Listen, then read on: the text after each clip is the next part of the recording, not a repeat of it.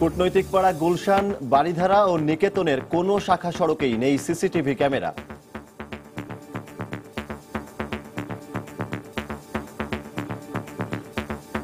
পাঁচশো ক্যামেরা লাগানোর পরিকল্পনা। যা আছে কিন্তু যথেষ্ট নয়। টোটাল আমাদের প্ল্যান হচ্ছে 600, তার মধ্যে কিন্তু ইতিমধ্যে 100 লেগে গেছে। আমাদের যে টার্গেট আছে এই টার্গেটটা করতে সক্ষম। দেখছিলেন প্রধান শিরোনাম। দুপুরের সময় সঙ্গে রয়েছে আমি এজি মাহমুদ এবং আমি সজল দাস। এবার অন্যান্য শীর্ষ সংবাদ। মেডিকেলে ভর্তি পরীক্ষার প্রশ্নপত্র ফাঁসের ঘটনায় আটক ইউজিসির সহকারী পরিচালক ওমর সিরাজ। র‍্যাব হেফাজতে মৃত্যু, ঘটনার সুষ্ঠু বিচার দাবি স্বজনদের। গাইবান্ধা সুন্দরগঞ্জে স্থানীয় এমপি লিটনের গুলিতে চতুর্থ শ্রেণীর স্কুল ছাত্র আহত, অভিযোগ স্বজনদের। রংপুর মেডিকেলে ভর্তি। জাতিসংঘের অধিবেশন শেষে প্রধানমন্ত্রী একদিনের যাত্রা বিরতিতে এখন লন্ডনে। তাকে সংবর্ধনায় দলমত নির্বিশেষে সবাইকে অংশ নেওয়ার আহ্বান 14 দলের। বিশ্ববাজারে প্রতিযোগিতায় টিকে থাকতে দেশের পোশাক শিল্পে উন্নত প্রযুক্তির ব্যবহার শুরু। উৎপাদন বাড়ার পাশাপাশি কমেছে সময় ও খরচ, স্বল্প সুদে ঋণ দেওয়ার দাবি। এবং কুষ্টিয়ায় অপহরণের পর পঞ্চম শ্রেণীর ছাত্রীকে ধর্ষণের অভিযোগ, মামলা হলেও কাউকে গ্রেফতার করতে পারেনি পুলিশ।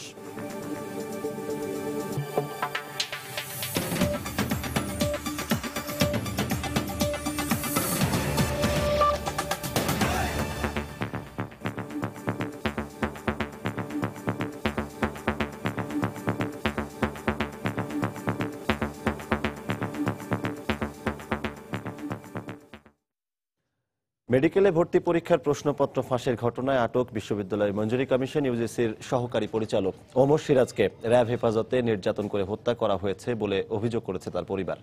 এছাড়া মৃত্যুর প্রায় 5 ঘন্টা পর র‍্যাব পরিবারকে জানিয়েছে বলেও তাদের অভিযোগ।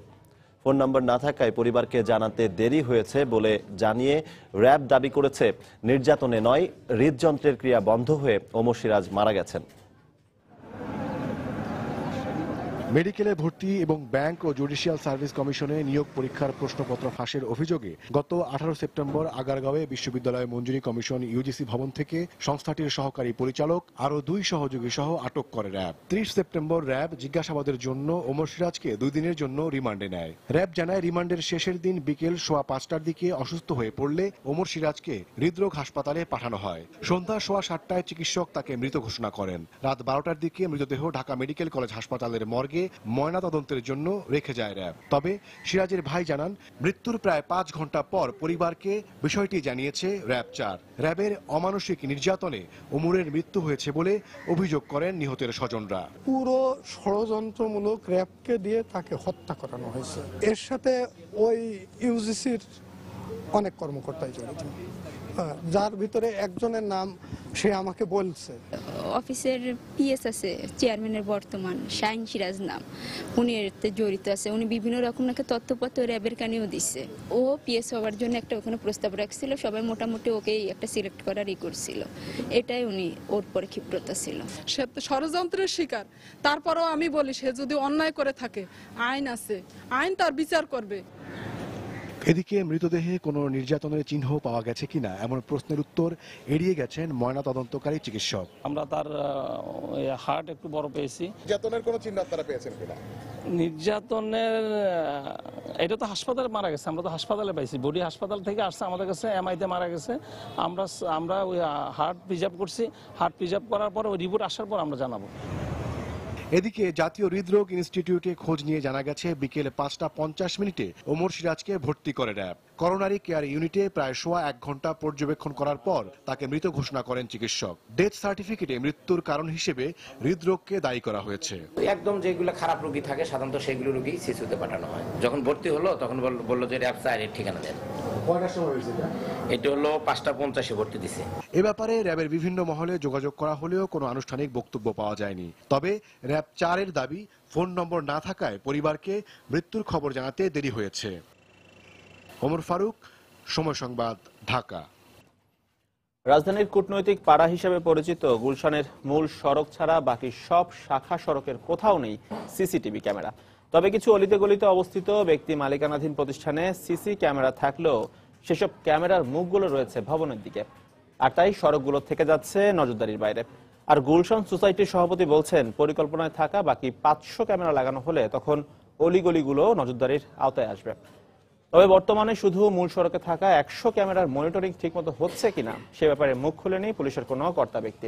বিস্তারিত জানাচ্ছেন আতিকুর রহমান তমাল। গুলি চালিয়ে হত্যা করে পালিয়ে যাবার এই ছবি ধারণ করতে পারার কারণেই হত্যাকারীকে শনাক্ত করা সহজ হয়েছিল আইন শৃঙ্খলা বাহিনীর পক্ষে। 2013 সালের জুলাইয়ের শেষে যুবলীগ নেতা মিল্কিকে হত্যার দৃশ্য এভাবেই ধরা পড়ে গুলশানের একটি বেসরকারি প্রতিষ্ঠানের সিসি ক্যামেরায়। এর ঠিক 1 বছর আগে সৌদির দূতাবাস কর্মকর্তা খালাফ আল আলীকে গুলি করে হত্যার ঘটনা ঘটে গুলশানেই। এসব ঘটনার পরিপ্রেক্ষিতে গুলশান, বাড়িধারা ও নিকেতন সোসাইটি মিলে পুরো এলাকাকে সিসি ক্যামেরার আওতায় নিয়ে আসার পরিকল্পনা নেওয়া হয়। গড়ে তোলা হয় law and order coordination committee. সেই কমিটি গেল মে মাসে গুলশান, বাড়িধারা ও নিকেতনের মূল সড়কে ঝুলিয়ে দেন 100 নিরাপত্তা চোখের নজরদারি। তবে এসব ক্যামেরা মনিটরিং করছে গুলশান থানা পুলিশ। আমরা মনে করি যে বর্তমান পর্যায়ে যা আছে কিন্তু যথেষ্ট নয়। টোটাল আমাদের প্ল্যান হচ্ছে 600, তার মধ্যে কিন্তু ইতিমধ্যে 100 লেগে গেছে এবং এইটা আপনার কোনো সরকারি অনুদান কিংবা সাহায্য সহযোগিতা ছাড়া। এবং আমরা আশা করছি ভবিষ্যতে আরও আমরা এই কাজটা করব এবং আমরা এই আমাদের যে টার্গেট আছে এই টার্গেটটা করতে সক্ষম। কূটনৈতিক পাড়া হিসেবে পরিচিত এই এলাকার শাখা সড়কগুলো সরজমিনে ঘুরে দেখা গেছে কোনো সড়কেই সিসি ক্যামেরা নেই। যা আছে তা ব্যক্তি মালিকানাধীন প্রতিষ্ঠানের হওয়ায় সেসব ক্যামেরার চোখ ভবনের দিকে। আমরা অর্থ জোগাড় করে দিচ্ছি, আমরা প্রক্রিয়া করে আমরা ইনস্টলেশনের ব্যবস্থা করছি, কিন্তু এটার অপারেশন অ্যান্ড ম্যানেজমেন্ট কিন্তু এই পুলিশের হাতে। গুলশানেও এটা শুধু মেইন এভিনিউর মধ্যে এখন আছে, কিন্তু আপনাকে এই যে আপনার ওই যে নাগরিকটা যেমন কিল্ড হলো, ওটা তো মেইন এভিনিউর মধ্যে না, পাশে রোড নাম্বার 90-তে গেছে। সুতরাং ওইসব জায়গাতেও তো আপনাকে রাখতে হবে। সোমবার ইতালিয়ান নাগরিক হত্যার ঘটনায় মূল সড়কে থাকা এসব ক্যামেরার মনিটরিং নিয়ে প্রশ্ন দেখা দিয়েছে। তবে এ ব্যাপারে বারবার যোগাযোগ করা হলেও গুলশান থানার ওসি কিংবা ওই জনের ডিসি, এসি কিংবা ঢাকা মহানগর পুলিশের কোনো কর্মকর্তা কোনো কথা বলতে রাজি হননি। আতিকুর রহমান তামাল, সময় সংবাদ, ঢাকা। জাতিসংঘের ৭০তম সাধারণ পরিষদের অধিবেশনে যোগদান শেষে প্রধানমন্ত্রী শেখ হাসিনা বৃহস্পতিবার একদিনের যাত্রাবিরতিতে লন্ডনে এসে পৌঁছান। এ সময় তাকে লন্ডনের হিথ্রো আন্তর্জাতিক বিমানবন্দরে স্বাগত জানান স্পিকার ড. শিরীন শারমিন চৌধুরী, জনপ্রশাসন মন্ত্রী সৈয়দ আশরাফুল ইসলাম, যুক্তরাষ্ট্রে নিযুক্ত বাংলাদেশি রাষ্ট্রদূত মোহাম্মদ আব্দুল হান্নান সহ অনেকে। আজ লন্ডন সময় রাত 8:35 বাংলাদেশ বিমানের ফ্লাইট BG002-তে করে হিথ্রো বিমানবন্দরে রওনা হবেন প্রধানমন্ত্রী। আগামীকাল সকাল 11:30টায় তার সিলেটে পৌঁছানোর কথা। সেখানে যাত্রাবিরতি শেষে দুপুর 1:30টার দিকে ঢাকায় পৌঁছাবেন তিনি। এ সফরে প্রধানমন্ত্রীর সফরসঙ্গী হিসেবে ছিলেন পররাষ্ট্রমন্ত্রী আবুল হাসান মাহমুদ আলী, প্রধানমন্ত্রীর প্রেস সচিব এহসানুল করিম। নিউ ইয়র্কে অবস্থানকালে তিনি ভারতের প্রধানমন্ত্রী নরেন্দ্র মোদী সহ কয়েকটি দেশের রাষ্ট্রপ্রধানের সঙ্গে বৈঠক করেন।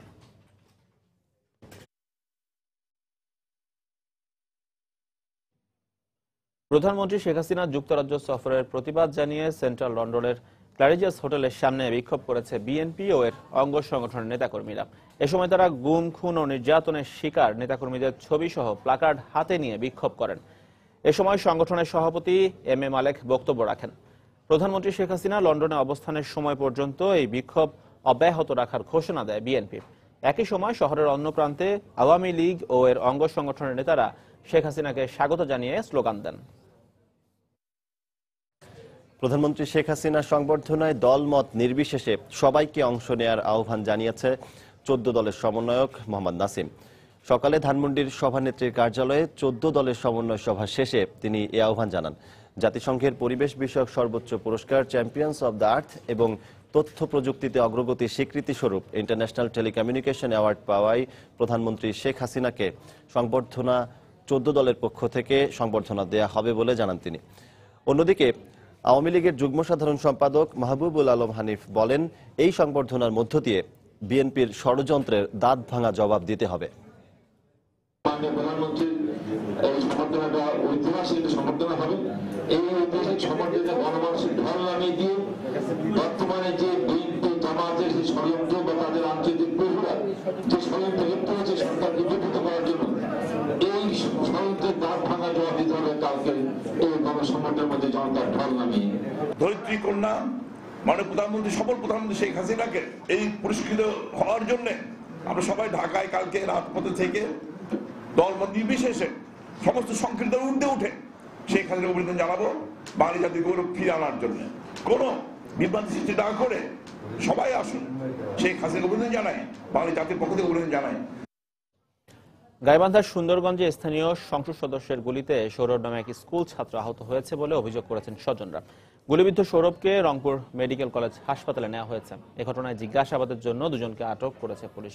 আর স্বজনরা জানায়, ভোরে ঘুম থেকে উঠে সৌরভ রাস্তায় হাঁটাহাঁটি করছিল। এ সময় স্থানীয় সংসদ সদস্য মঞ্জুরুল ইসলাম লিটন ব্র্যাকমোর এলাকায় গাড়ি থামিয়ে ছেলেটিকে ডাকেন, কিন্তু তার ডাকে সাড়া না দেওয়ায় লিটন ক্ষুব্ধ হয়ে তার পায়ে গুলি করেন। এতে সৌরভ গুলিবিদ্ধ হলে স্থানীয়রা তাকে উদ্ধার করে সুন্দরগঞ্জ মেডিকেল কলেজ হাসপাতালে ভর্তি করে। পরে অবস্থার অবনতি হলে তাকে রংপুর মেডিকেলে স্থানান্তর করা হয়। আহত সৌরভ গোপালচরণ সরকারি প্রাথমিক বিদ্যালয়ের ৪র্থ শ্রেণীর ছাত্র। এদিকে দুপুরে এই ঘটনার প্রতিবাদে অভিযুক্ত সংসদ সদস্যের বিচারের দাবিতে বিক্ষোভ মিছিল করেছেন এলাকাবাসী। এলাকায় অপ্রীতিকর ঘটনা এড়াতে অতিরিক্ত পুলিশ মোতায়েন করা হয়েছে।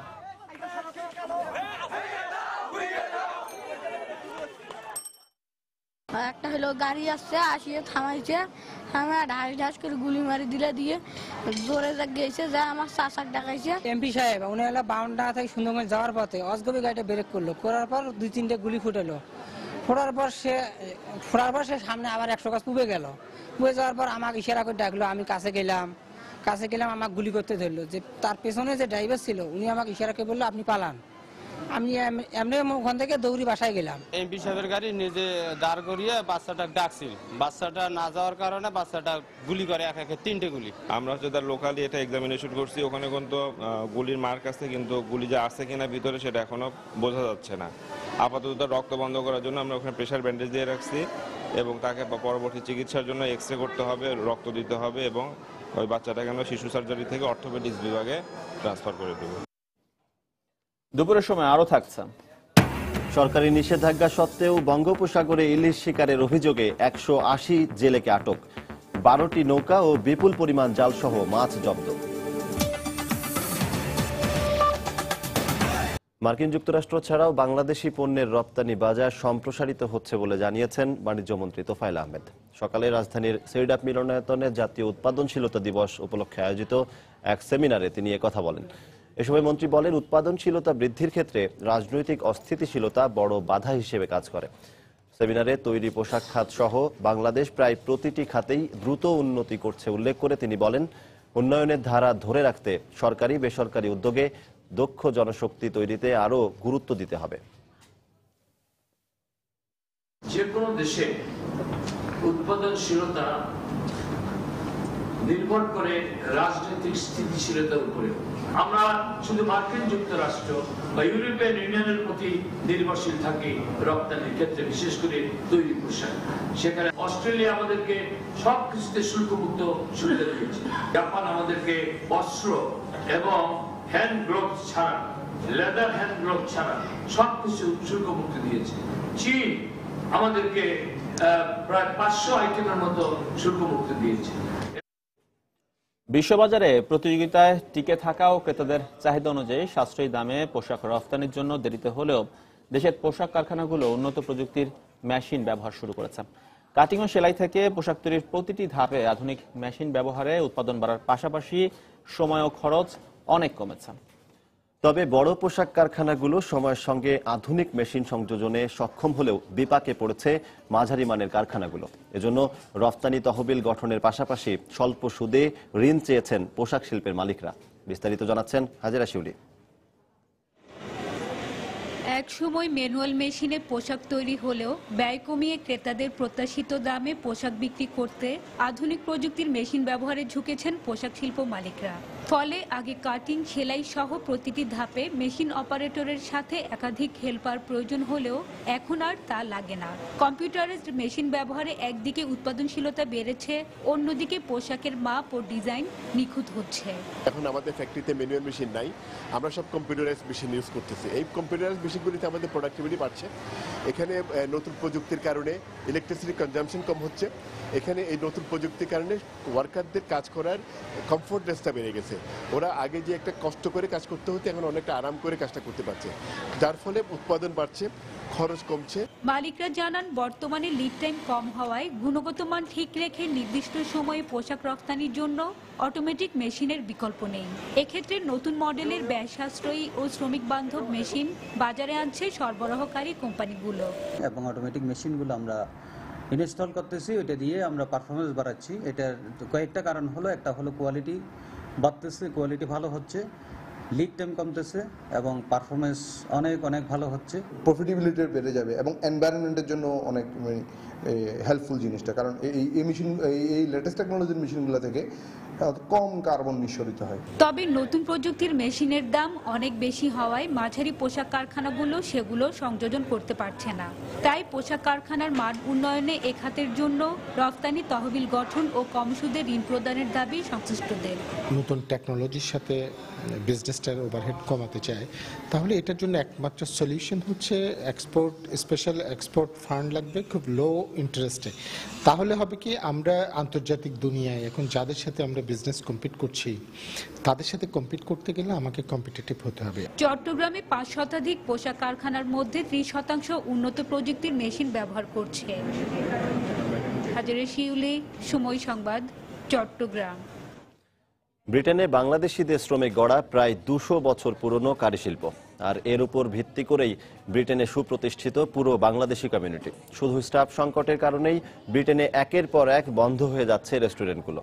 ব্রিটেনে বাংলাদেশ থেকে দক্ষ শেফ নেওয়ার সুযোগ থাকলেও নানা কারণে রেস্টুরেন্ট মালিকের পক্ষে তা সম্ভব হয়ে ওঠে না। তানভীর হাসানের ক্যামেরায় বিস্তারিত জানাচ্ছেন আমাদের লন্ডন প্রতিনিধি শোয়েব কবির। প্রায় 450 কোটি পাউন্ড অর্থের যোগানদাতা এবং লক্ষাধিক লোকের কর্মসংস্থানের ব্রিটিশ কারি ইন্ডাস্ট্রি আজ চরম সংকটের মুখে। দক্ষ শেফ ও স্টাফ সংকটের কারণে ধীরে ধীরে তা বন্ধ হওয়ার উপক্রম হয়েছে। ইতিমধ্যে ব্রিটেনে প্রতি সপ্তাহেই বন্ধ হচ্ছে একের পর এক রেস্টুরেন্ট। একটা স্টাফ সংকট, সেকেন্ডলি ইমিগ্রেশন রেট, এই দুইটা মারাত্মক হুমকির সম্মুখীন হয়ে আমার ইন্ডাস্ট্রিটা আজকে বন্ধ হওয়ার পথে। বাংলাদেশ সহ অন্যান্য দেশ থেকে ব্রিটেনের দক্ষ শেফ নেওয়ার সুযোগ রয়েছে, তবে এসব শেফের অনেক বেশি বেতন প্রদানের আইনের কারণে রেস্টুরেন্ট মালিকদের পক্ষে তাও সম্ভব হয়ে ওঠে না। অভিজ্ঞ শেফ তাদের স্যালারিটা 29,570 পাউন্ড, কিন্তু তো এইটা অনেক এমপ্লয়ার পক্ষে, অনেক রেস্টুরেন্ট মালিক যারা, তাদের অনেকের বেলায় এটা সম্ভব হয় না। এই অবস্থায় বাংলাদেশের রেস্টুরেন্ট ব্যবসায়ী নেতারা চেষ্টা করছেন সরকারের সাথে সমঝোতা করে এই বেতন কাঠামো কমিয়ে আনতে। আমরা এটাও আবার নেগোশিয়েট করার চেষ্টা করছি কিভাবে সেই বেতনটা কমিয়ে আমাদের এফোর্ডেবল বেতনের মধ্যে নিয়ে আসা যায়। আর প্রস্তাবিত ইমিগ্রেশন নীতিমালায় স্টাফদের বৈধতা কাগজপত্র যাচাই বাছাই না করে নিয়োগ দিলে জেল জরিমানার পাশাপাশি রেস্টুরেন্টের লাইসেন্স বাতিলের সিদ্ধান্তে নতুন সংকটে পড়তে যাচ্ছে এই কারুশিল্প। একজন ছোট ব্যবসায়ীর জন্য কোনোভাবেই সম্ভব না সে ডকুমেন্ট 100% চেক করবে। এই ডকুমেন্ট চেক করার ক্ষেত্রে ভুল করলে তাকে জেলে যেতে হবে, তার লাইসেন্স বন্ধ হবে, তার রেস্টুরেন্ট বন্ধ হবে। এই কারুশিল্প রক্ষায় ব্রিটিশ প্রধানমন্ত্রী সহ অনেক এমপি মন্ত্রী নানা প্রতিশ্রুতি দিলেও তা কার্যকরে কেউই কোনো পদক্ষেপ গ্রহণ করেননি। পুরো ব্রিটেন জুড়ে প্রায় 12,000 বাংলাদেশি মালিকানাধীন রেস্টুরেন্ট রয়েছে। রেস্টুরেন্ট ব্যবসায়ীরা মনে করছেন রেস্টুরেন্ট সংকট সমাধানে এখনই জোর পদক্ষেপ নেওয়া প্রয়োজন, তা না হলে বিশাল এই শিল্পটি চলে যেতে পারে অন্যদের দখলে। শোয়েব কবির, সময় সংবাদ, লন্ডন। ইতালিয়ার নাগরিক হত্যাকাণ্ডের ঘটনাকে আন্তর্জাতিক ষড়যন্ত্র বা জঙ্গিবাদের সাথে জড়াতে চক্রান্ত হচ্ছে বলে অভিযোগ করেছেন আওয়ামী লীগের উপদেষ্টা মণ্ডলীর সদস্য সুরঞ্জিত সেনগুপ্ত। দুপুরে ঢাকা রিপোর্টার্স ইউনিটিতে এক আলোচনার সভায় তিনি এ অভিযোগ করেন। এ সময় তিনি আরো বলেন, বহির্বিশ্বের কাছে বাংলাদেশের ভাবমূর্তি ক্ষুণ্ণ করতেই এই ধরনের হত্যাকাণ্ড ঘটানো হয়েছে।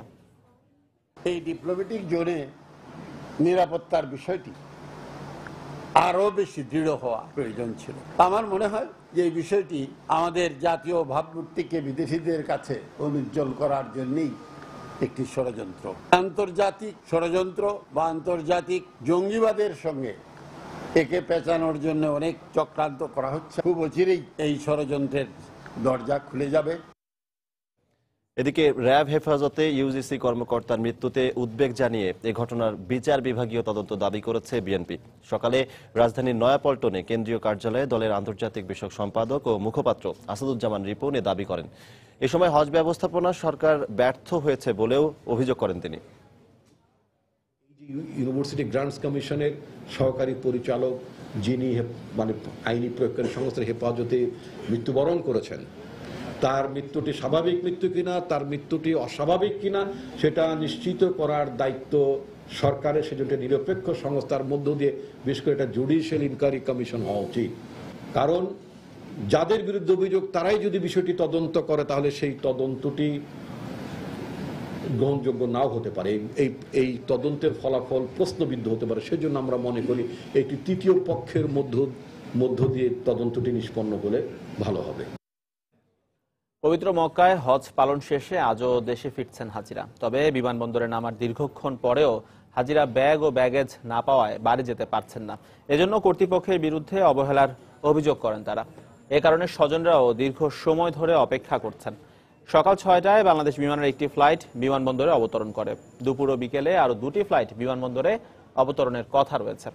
গত 28 সেপ্টেম্বর ফিরতি হজ যাত্রীদের প্রথম ফ্লাইট শুরু হয়, যা আগামী 28 অক্টোবর পর্যন্ত চলবে।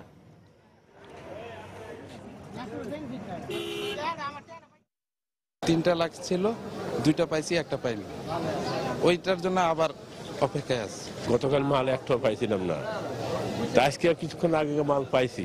কর্তৃপক্ষ এমন কিছু বলেন, আমরা জিজ্ঞাসা করি না, আমরা খুঁজা পাইনি, বলছে যে আপনারা দেখেন পরের ফ্লাইট আসতে পারে। পাসপোর্টের নাম্বারটা দিয়ে গেলে এরা নাকি একটু খুঁজ করে দেখবো, আর আমরা লোকরা থাকতো, যে 2জনে লিয়ে রয়েছে এরা 2জন থাকতো। ঈদের পর আবারও অবৈধ বিলবোর্ড উচ্ছেদ অভিযান শুরু করেছে ঢাকা উত্তর সিটি কর্পোরেশন। গত রাত 11টার দিকে রাজধানীর বিমানবন্দর এলাকায় অভিযান চালানো হয়।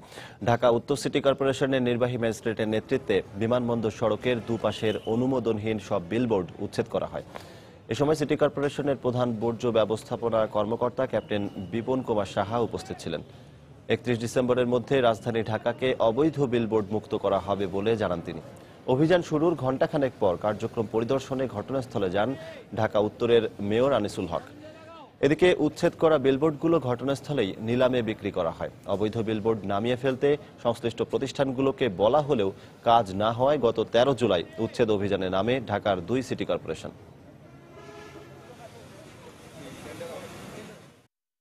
ঢাকা শহরে যে অবৈধ বিলবোর্ডের সংখ্যা যদি আপনারা চিন্তা করেন অনেক, সুতরাং এটা এক রাতেই শেষ করা যাবে বা 10 দিনেই শেষ করা যাবে, 3 মাসেই শেষ করা যাবে, ইট ইজ ভেরি ডিফিকাল্ট। সুতরাং আমরা সমস্ত কিছু বিচার বিশ্লেষণে নিয়ে নিরাপত্তার বিষয়টিকে সর্বোচ্চ গুরুত্ব দিয়ে আমরা এই ধারাবাহিক প্রক্রিয়াটি চলমান রাখবো ইনশাল্লাহ। আমাদের ডেডলাইন 31 ডিসেম্বর, মানে ডেডলাইন কোনো ক্রমেই অতিক্রান্ত হবে না। ঢাকা শহরের বিলবোর্ড সবগুলো চলে যাবে একটা সুন্দর নীতিমালা করে। তাদের বাদকে আমরা এই বিলবোর্ড বরাদ্দ দিব, যাতে এই বিলবোর্ডের মধ্যে কোনো রকম অনিয়ম বা অনিয়মতান্ত্রিক কোনো ব্যবস্থা চালু না হয়। রাজধানীর মিরপুরে একটি মাইক্রোবাস থেকে 55 কেজি রূপার অলংকার উদ্ধার করেছে পুলিশ। এই ঘটনায় 2জনকে আটক করা হয়। পুলিশ জানায়, সকালে কল্যাণপুর বাস স্ট্যান্ডে 2জনের চলাফেরা সন্দেহজনক হওয়ায় মাইক্রোবাসের তল্লাশি চালায় পুলিশ। এতে রূপার তৈরি গহনাগুলো উদ্ধার করা হয়। উদ্ধারকৃত গহনাগুলো কোথায় নিয়ে যাওয়া হচ্ছিল সে বিষয়ে প্রাথমিকভাবে কোনো তথ্য জানায়নি পুলিশ। আটককৃতদের গ্রামের বাড়ি নারায়ণগঞ্জের রূপগঞ্জে। তবে এই ঘটনায় এখনো কোনো মামলা হয়নি।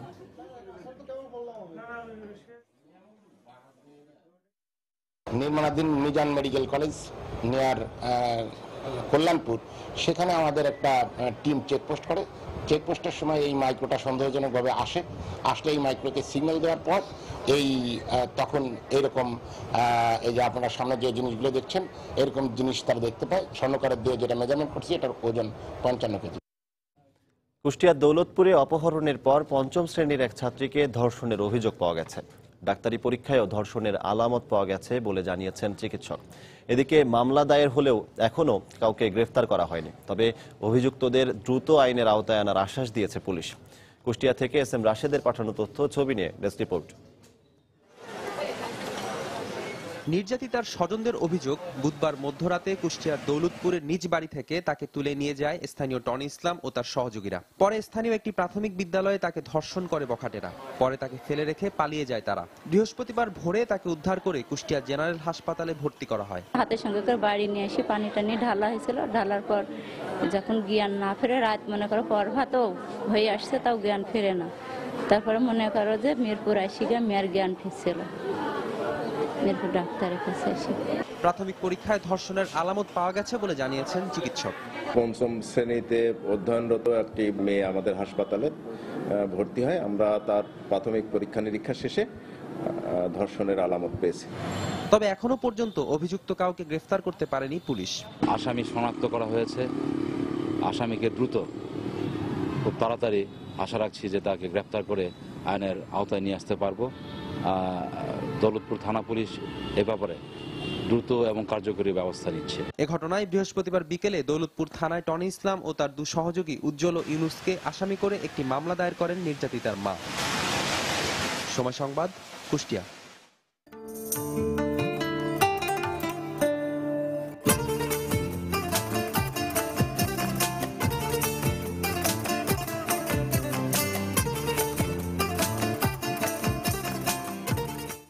গাইবান্ধার ফুলছড়ি উপজেলার কিশোরীদের বয়ঃসন্ধিকালীন পরিচর্যার জন্য স্যানিটারি ন্যাপকিন বিতরণের ব্যতিক্রমী কর্মসূচি হাতে নিয়েছে স্থানীয় প্রশাসন। এতে স্বাস্থ্যসম্মত পদ্ধতি ব্যবহারের পাশাপাশি কিশোরীদের মধ্যে এক ধরনের সচেতনতা তৈরি হচ্ছে। এতে করে অনেক মারাত্মক রোগব্যাধির হাত থেকে তারা রক্ষা পাবেন বলেও মনে করছেন চিকিৎসকরা। ওবায়দুল ইসলামের ক্যামেরায় বিস্তারিত জানাচ্ছেন হেদায়েতুল ইসলাম বাবু। ওরা 4 বান্ধবী। প্রাইমারি শেষ করে ওরা সবাই হাই স্কুলের ছাত্রী। স্কুল পরিবর্তনের পাশাপাশি তাদের শরীর ও মনেও দেখা দিয়েছে পরিবর্তন। বয়ঃসন্ধিকালীন পরিবর্তনের শুরুতে অনেকটা আতঙ্কিত ও বিচলিত হলেও এখন ওরা আর ভয় পায় না। সম্প্রতি গজারিয়া ইউনিয়ন পরিষদের কাছ থেকে প্রত্যেক ছাত্রীকে স্যানিটারি ন্যাপকিন দেয়া হয়। স্থানীয় ইউনিয়ন পরিষদ আর শিক্ষকদের কাছে পেয়ে ওরা এখন সব লজ্জা আর ভয়কে জয় করেছে। আমাদের বিদ্যালয়ে যে স্যানিটারি ন্যাপকিন দেওয়া হয়েছে তার ফলে আমরা এবং আমার সহপাঠীরা সবাই অনেকটা উপকারে আসছে। যারা আর্থিক সমস্যায় ভুগছে তারা এটা পাচ্ছে, কিনতে হচ্ছে না তাদের। আর এগুলো প্রবলেম যদি তারা পরিবারের মধ্যে সাপোর্ট না পায় তাহলে তাদের মানসিকভাবেও তারা অনেক কিন্তু চাপের মুখে থাকে।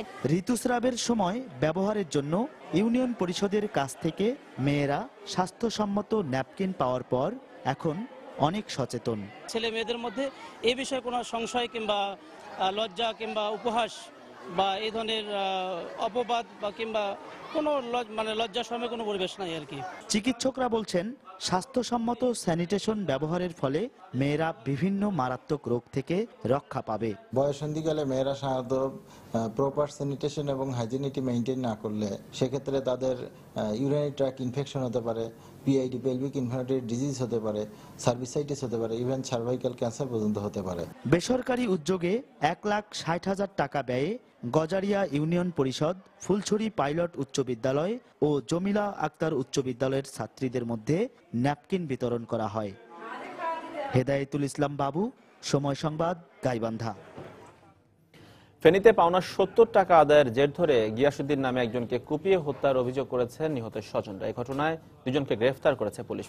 পুলিশের স্বজনরা জানায় গতকাল রাতে সোনাগাজী উপজেলার ওলামা বাজারে গিয়াসউদ্দিনের সঙ্গে চা দোকানি শফিউল্লাহর বকেয়া টাকা আদায় নিয়ে বাক বিতণ্ডা হয়। পরে রাত 1টার দিকে বিষয়টি আপোষ করে দেওয়ার কথা বলে রানা ও সেলিম নামে 2জন গিয়াসউদ্দিনকে বাড়ি থেকে ডেকে নিয়ে যায়। এ সময় তারা স্থানীয় বাজার সংলগ্ন ব্রিজের কাছে পৌঁছালে উৎপেতে থাকা শফিউল্লাহ ও তার ছেলেরা গিয়াসউদ্দিনকে ধারালো অস্ত্র দিয়ে এলোপাথারি আঘাত করে। পরে স্থানীয়রা তাকে উদ্ধার করে ফেনী সদর হাসপাতালে নিয়ে গেলে কর্তব্যরত চিকিৎসক তাকে মৃত ঘোষণা করেন। বাড়ির পাশে চা দোকানদারের সাথে 70 টাকার লেনদেন ছিল।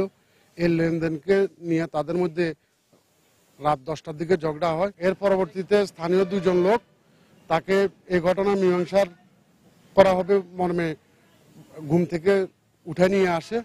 এই নিয়ে আসার পরে বাড়ির পাশেই আমার ব্রিজের উপর ওই দোকানদার এবং দোকানদারের 3 পুত্র মিলে তাকে উপর্যুপরি কুপিয়ে হত্যা করে। তার মাথায় বাম পাশে লম্বা কাটা দাগ, মানে ছুরির আঘাত, ধারালো অস্ত্রের আঘাত পরিলক্ষিত হয় এবং তার দেহের বাম পাশে কোমরের উপরে ছুরির আঘাত আছে। সরকারি নিষেধাজ্ঞা অমান্য করে বঙ্গোপসাগরে ইলিশ শিকারের অভিযোগে 180 জন জেলেকে আটক করেছে কোস্টগার্ড। এ সময় তাদের কাছ থেকে 12টি নৌকা ও বিপুল পরিমাণ ইলিশ মাছ জব্দ করা হয়। কোস্টগার্ড জানিয়েছে, গতকাল বিকেল থেকে আজ ভোর পর্যন্ত বঙ্গোপসাগরে সাঙ্গু গ্যাস ফিল্ডের পশ্চিম দিকের অংশে অভিযান চালিয়ে এই জেলেদের ধরা হয়। তারা সবাই সরকারি নিষেধাজ্ঞা অমান্য করে ইলিশ শিকার করছিল। আটক করা জেলে ও মাঝিমাল্লাদের মৎস্য বিভাগের কাছে হস্তান্তর করা হয়েছে। ইলিশের প্রজনন মৌসুম শুরু হওয়ায় গত 25 সেপ্টেম্বর থেকে আগামী 9 অক্টোবর পর্যন্ত ইলিশ ধরা নিষিদ্ধ করে সরকার।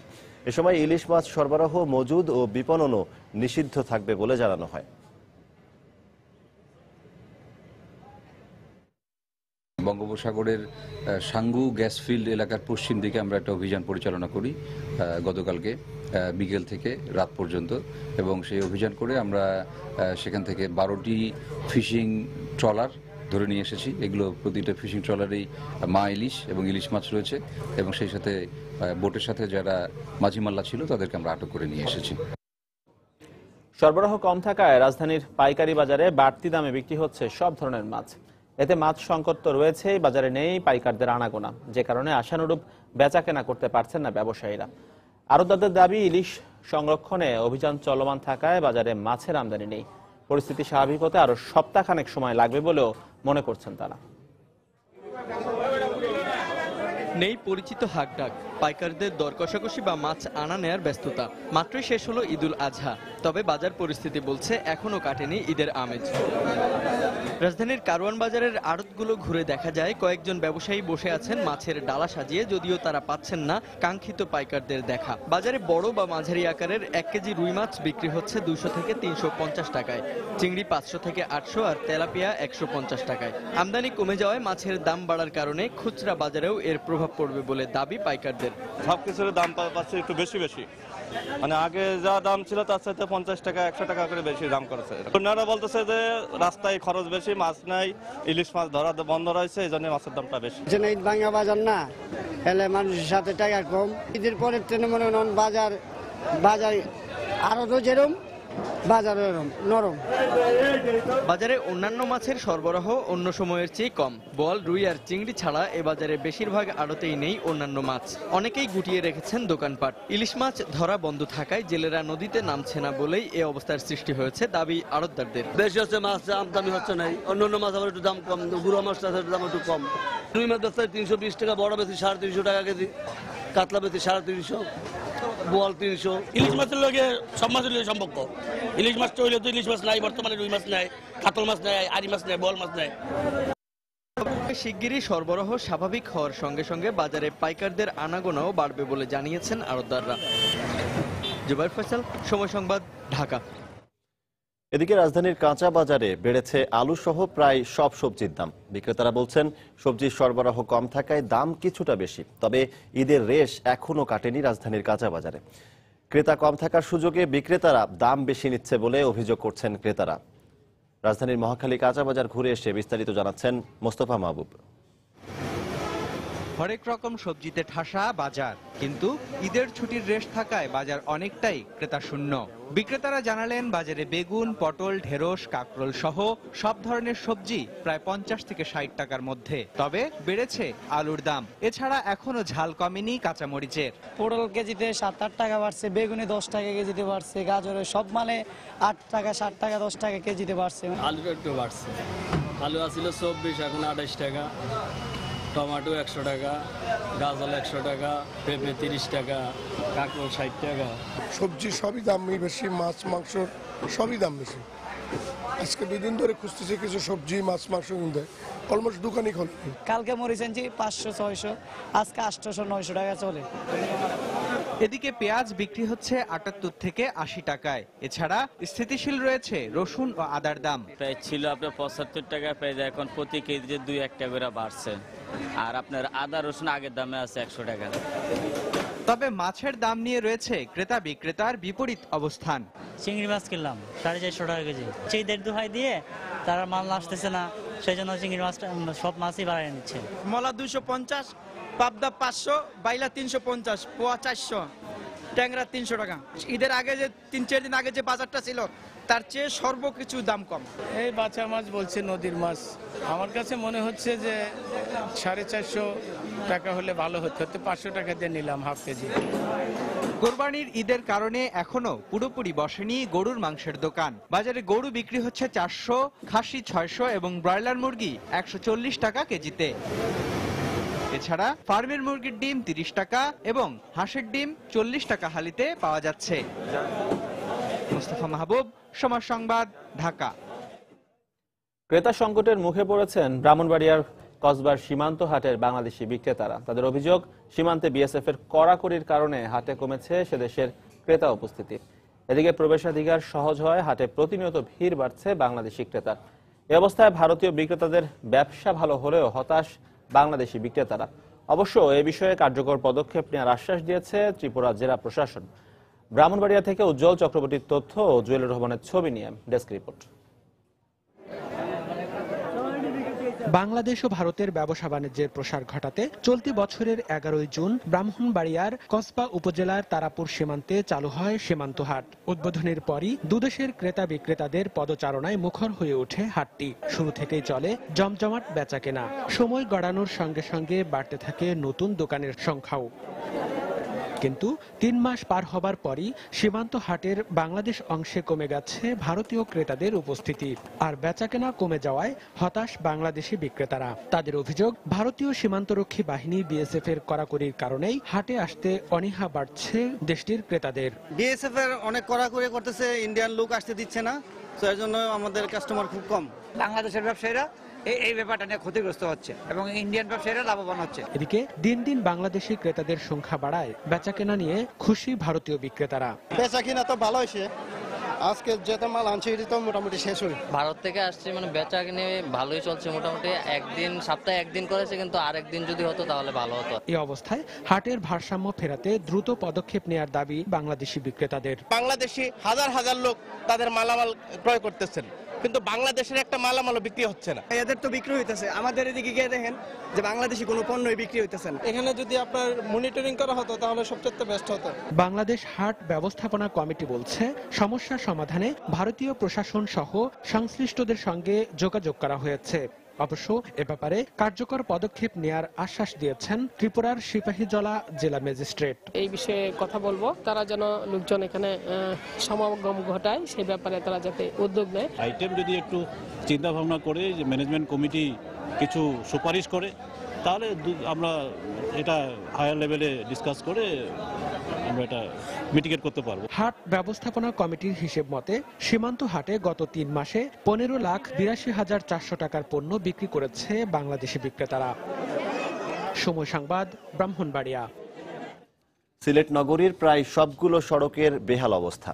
খানাখন্দে ভরা বেশ কিছু সড়ক চলাচলের অনুপযোগী হয়ে পড়েছে। এতে নগরবাসী চরম দুর্ভোগ পোহালেও সংশ্লিষ্ট কর্তৃপক্ষের কার্যক্রম আশ্বাসে সীমাবদ্ধ। তবে ক্ষোভ জানিয়ে সুশীল সমাজের প্রতিনিধিরা বলছেন, অভিভাবকহীন থাকায় ভোগান্তি বাড়ছে নগরবাসীর। নৌশাদ আহমদ চৌধুরীর ছবিতে বিস্তারিত জানাচ্ছেন আব্দুল আহাদ। পিছনের বাড়িটি অর্থমন্ত্রী আবুল মাল আব্দুল মুহিতের, আর তার ঠিক সামনে সড়কের এমন বেহাল অবস্থা। সড়কটি ভাঙার দীর্ঘদিন হয়ে গেলেও এখনো সংস্কারের উদ্যোগ নেই কর্তৃপক্ষের। শুধু এই সড়ক নয়, নগরীর 90% সড়কেরই বেহাল অবস্থা। খানাখন্দকে ভরা খোদ সিটি কর্পোরেশনের সামনের সড়কটিরও। সবচেয়ে খারাপ অবস্থা পাঠানটুলা থেকে শাহজালাল বিশ্ববিদ্যালয় পর্যন্ত 3 কিলোমিটার সড়কের। সাগরদিঘির পাড়, সওদাগরটোলা, নবাব রোড, লোহারপাড়া, ধোপাদিঘির পাড়, উপশহর সহ বেশ কিছু পাড়া মহল্লা সড়ক অনেকটা চলাচলের অনুপযোগী। এতে জনদুর্ভোগ পৌঁছেছে চরমে। বিভিন্ন জায়গাতে আপনার মানে রাস্তা ভাঙ্গা, মানুষ চলাফেরা করতে খুব কষ্ট হয়। 500 মাস ধরে মানে রাস্তাটা ভাঙ্গা রিপেয়ারিং করিয়া যায়, এরপর আবার ভাঙ্গা আরম্ভ হয়। চাক্কা বাঙ্কা সব কিছু নষ্ট হয়ে যায়, গাড়ি নষ্ট হয়ে যায় এই জায়গার কারণে। মাস গড়িয়ে বছর পেরুলেও নগরীর ভাঙা সড়কগুলো সংস্কার না হওয়ায় ক্ষুব্ধ নগরবাসী।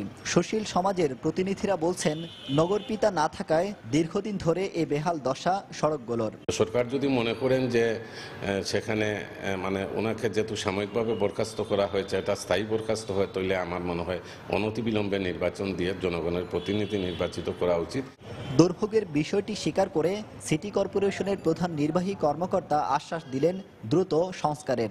পাড়া মহল্লার বেশ কিছু রাস্তা ভাঙা থাকলে আমরা সেটা রিপেয়ারিং করব এবং আমাদের ভাতালি এলাকা, আমাদের শেখঘাট এলাকায় বেশ কিছু টেন্ডার কার্যক্রম নেওয়া হয়েছে, সেই রাস্তাগুলো সম্পন্ন হবে। নগরীতে প্রায় 30 কিলোমিটার রাস্তা সড়ক ও জনপথ বিভাগের, আর বাকিটার মালিক সিটি কর্পোরেশন। অবশ্য ভাঙা সড়কগুলো মেরামত করতে সড়ক ও জনপথ বিভাগকে চিঠি দেওয়া হয়েছে বলে জানালেন সিটি কর্পোরেশনের প্রধান প্রকৌশলী। আব্দুল আহাদ, সময় সংবাদ, সিলেট।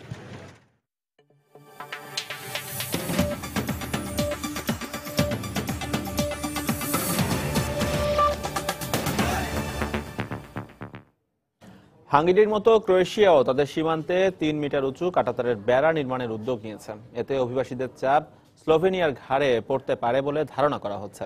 তবে অস্ট্রিয়া ও জার্মানি যদি একটি করিডোরের মধ্য দিয়ে প্রতিদিন নির্দিষ্ট অভিবাসীকে গ্রহণের সিদ্ধান্ত নেয়, তবে তার সঙ্গে সহমত পোষণের কথা জানিয়েছে হাঙ্গেরি। মেসিডোনিয়ার সীমান্ত দিয়ে প্রতিদিন এমন হাজার হাজার অভিবাসী সার্বিয়ার প্রেসেভো ও মিরাতোভাক শহরে প্রবেশ করলে তাদের নাম নিবন্ধনের উদ্যোগ নেয় আন্তর্জাতিক অভিবাসী বিষয়ক সংস্থা UNHCR। প্রতিদিন সর্বোচ্চ 2000 জনের নাম নিবন্ধনের ব্যবস্থা রাখা হলেও অভিবাসীদের সংখ্যা 3500 ছাড়িয়ে যাওয়ায় বিপাকে পড়ে কর্তৃপক্ষ। এখানে কয়েক হাজার মানুষ ভিড় করায় সবাইকে নিয়ন্ত্রণ করা প্রায় অসম্ভব হয়ে পড়েছে। নাম নিবন্ধনের লাইন বাড়তে বাড়তে ঠেকেছে 700 মিটারে। আমি 1 ঘন্টা ধরে দাঁড়িয়ে আছি। অভিবাসীদের পরিচয় শনাক্ত সহ তাদের সংখ্যা হিসেব রাখতে ইউরোপোল, ইন্টারপোল ও ইউরোপের 9টি দেশের আইন শৃঙ্খলা বাহিনীর সমন্বয়ে গঠিত একটি দল বৃহস্পতিবার থেকে ইউরোপের বিভিন্ন দেশের সীমান্তে ভিড় করা আশ্রয় প্রত্যাশীদের সাক্ষাৎকার নেওয়া শুরু করে। জাতিসংঘের সাধারণ পরিষদের অধিবেশনেও আলোচনার অন্যতম মুখ্য বিষয় ছিল অভিবাসী ইস্যুটি। এই সময় ইউভুক্ত রাষ্ট্রগুলো ইউরোপের প্রতিবেশী দেশগুলোকে সংকট মোকাবেলায় এগিয়ে আসার আহ্বান জানায়। জার্মানি চলতি বছর 6 লাখ অভিবাসীকে গ্রহণ করেছে। এছাড়া প্রতিদিন প্রবেশ করছে অন্তত 10,000 আশ্রয় প্রত্যাশী। তাদের সাহায্যে প্রতিবেশী রাষ্ট্রগুলোর সমান চেষ্টা না থাকলে আমাদের বিপর্যয়ের মুখে পড়তে হবে। হাঙ্গেরির মতো ক্রোয়েশিয়াও তাদের জাকানি বেতোভো সীমান্তে 3 মিটার উঁচু কাঁটাতারের বেড়া নির্মাণ শুরু করেছে। এই অবস্থায় অভিবাসীদের চাপ স্লোভেনিয়ার ঘাড়ে পড়তে পারে বলে ধারণা করা হচ্ছে। তবে অস্ট্রিয়া ও জার্মানি যদি একটি করিডোরের মধ্যে দিয়ে প্রতিদিন সর্বোচ্চ 5000 অভিবাসীকে গ্রহণের সিদ্ধান্ত নেয়, সেটাও গুরুত্ব সহকারে বিবেচনা করা হবে বলে জানায় হাঙ্গেরি সরকার। অভিবাসী সমস্যা সমাধানে এর মূলে যেতে হবে। এজন্য সিরিয়ায় যুদ্ধ বন্ধ সহ রাজনৈতিক সংস্কার আনা প্রয়োজন। অভিবাসীদের অধিকাংশ জার্মানিমুখী হওয়ায় দেশটির সরকার স্বাস্থ্য ঝুঁকির আশঙ্কা থেকে বার্লিনের শরণার্থী শিবিরে আশ্রিত মানুষদের টিকা দেয়া সহ চিকিৎসা সেবা দেয়া অব্যাহত রেখেছে। প্রতিদিন অন্তত 200 শিশুকে টিটেনাস, হাম, রুবেলা ও ডিপথেরিয়ার টিকা দেয়া হচ্ছে। অভিবাসীদের প্রতিষেধক ও চিকিৎসা বাবদ আগামী অর্থ বছরে 7.5 লাখ ইউরো বরাদ্দ দেওয়ার কথা জানায় দেশটির সরকার। সানজানা চৌধুরী, সময় সংবাদ।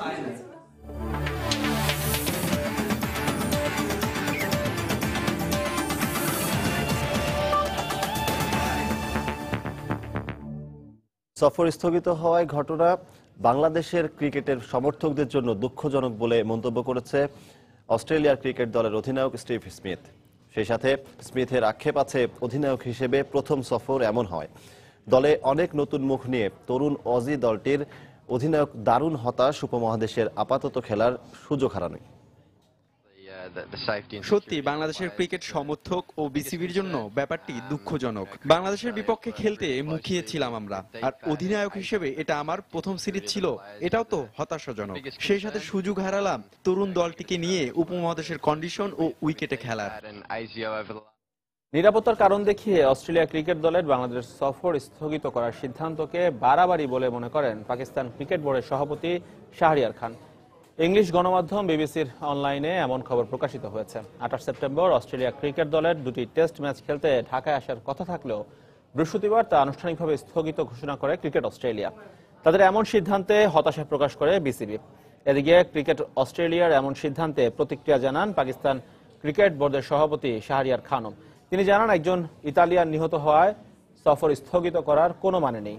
শাহরিয়ার আরও জানান, সন্ত্রাসবাদ থেকে কিছুটা উদ্বেগ থাকলেও বাংলাদেশ, ভারত, পাকিস্তান ও শ্রীলঙ্কার মতো দেশের নিরাপত্তার ওপর অস্ট্রেলিয়া এবং নিউজিল্যান্ডের মতো দেশগুলোর আস্থা রাখা উচিত। আন্তর্জাতিক কোনো টুর্নামেন্ট বাতিল হওয়ার মতো দেশে কোনো পরিস্থিতি সৃষ্টি হয়নি বলে মন্তব্য করেছেন যুব ও ক্রীড়া প্রতিমন্ত্রী ডক্টর বীরেন শিকদার। অস্ট্রেলিয়ার বাংলাদেশ সফর স্থগিতের বিষয়টিকে দুঃখজনক বলে মনে করেন তিনি। দুপুরে যশোর জেলা স্কুলের অডিটোরিয়ামে একটি প্রকল্পের উদ্বোধন শেষে বীরেন শিকদার সাংবাদিকদের কথা বলেন। বাংলাদেশে তারা আসতে চেয়ে তারা আসেনি, এটা আমাদের ক্রীড়ার জন্য আমাদের যে খুব একটা ক্ষতির ব্যাপার সেটা আমি ভাবি না। আমি এইটাই ভাবি যেটা দুঃখজনক। বর্তমানে আইন শৃঙ্খলা পরিস্থিতির এমন কোনো অবস্থা নেই যাতে একটি আন্তর্জাতিক টুর্নামেন্ট স্থগিত হতে পারে। পৃথিবীর ক্রীড়াঙ্গনে এখন বাংলাদেশের অবস্থান এমন নেই যে কারোর অনুগ্রহে বাংলাদেশ এগিয়ে যাবে। বাংলাদেশ নিজের যোগ্যতাই পৃথিবীময় ক্রীড়াক্ষেত্রে একটি অবস্থান সৃষ্টি করতে সক্ষম হয়েছে। সুতরাং বাংলাদেশকে সবাইকে গণ্য করতে হবে। এবারে ভারত দক্ষিণ আফ্রিকা সিরিজের খবর। তিন টি-20 সিরিজের প্রথম ম্যাচে আজ স্বাগতিক ভারতের মুখোমুখি হবে দক্ষিণ আফ্রিকা। ভারতের হিমাচল প্রদেশের ধর্মশালা শহরে বাংলাদেশ সময় সন্ধ্যা 7টায় ম্যাচটি শুরু হবে। 2 মাসের সফরে 3টি টি-20, 5টি ওয়ানডে আর 4টি টেস্ট খেলতে ভারতে এসেছে প্রোটিয়ারা। প্রথমে টি-20 দিয়ে শুরু হওয়া সিরিজে জয়ের লক্ষ্য নিয়ে মাঠে নামবে টিম ইন্ডিয়া। এর আগে ডুপ্লেসি বাহিনীর সাথে 8টি টি-20 মাঝে 6টিতে জয় পেয়ে নিজেদের মাঠে দারুণ আত্মবিশ্বাসী কোহলিরা। তবে প্রোটিয়াদের বোলিং আক্রমণের কথা মাথায় রেখে রোহিত শর্মা, সুরেশ রায়না আর কোহলিকে দিয়ে সাজানো হয়েছে ব্যাটিং অর্ডার। আর টিম ইন্ডিয়াকে কাবু করতে স্পিনার ইমরান তাহিরের পেসার ডেনিস টেনের ওপর ভরসা করছে সফরকারীরা। আগামী বছর টি-20 বিশ্বকাপ শুরুর আগে ভারত দক্ষিণ আফ্রিকা দুদলই এই সিরিজকে দেখছে প্রস্তুতি পর্ব হিসেবে। বলুন তো, একটি 2 বছরের শিশু কি করতে পারে? সাধারণত তাদের কথা বলা এবং হাঁটা খাওয়া ছাড়া কিছু করতে দেখা যায় না, কিন্তু ইরানি শিশু আরাত রীতিমতো পারদর্শী শারীরিক সব কসরত দেখাতে। তার বাবা জানালেন 9 মাস বয়স থেকেই ব্যায়াম করছে আরাত। ইনস্টাগ্রামে আরাতের ফলোয়ার সংখ্যা 19,000। এবার চলুন দেখে আসি কেমন ডিগবাজি খায় সে ব্যায়াম করতে করতে।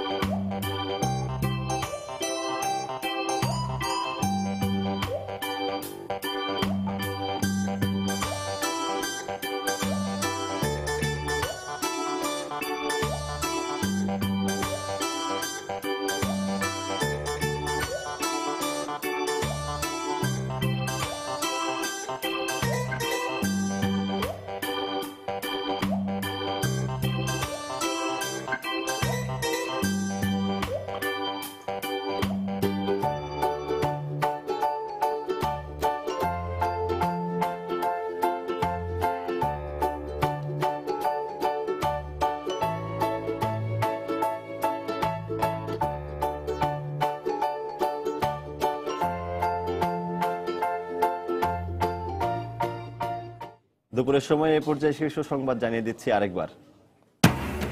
মেডিকেলে ভর্তি পরীক্ষায় প্রশ্নপত্র ফাঁসের ঘটনায় আটক ইউজিসির সহকারী পরিচালক ওমর সিরাজের র্যাব হেফাজতে মৃত্যু। ঘটনার সুষ্ঠু বিচার দাবি স্বজনদের।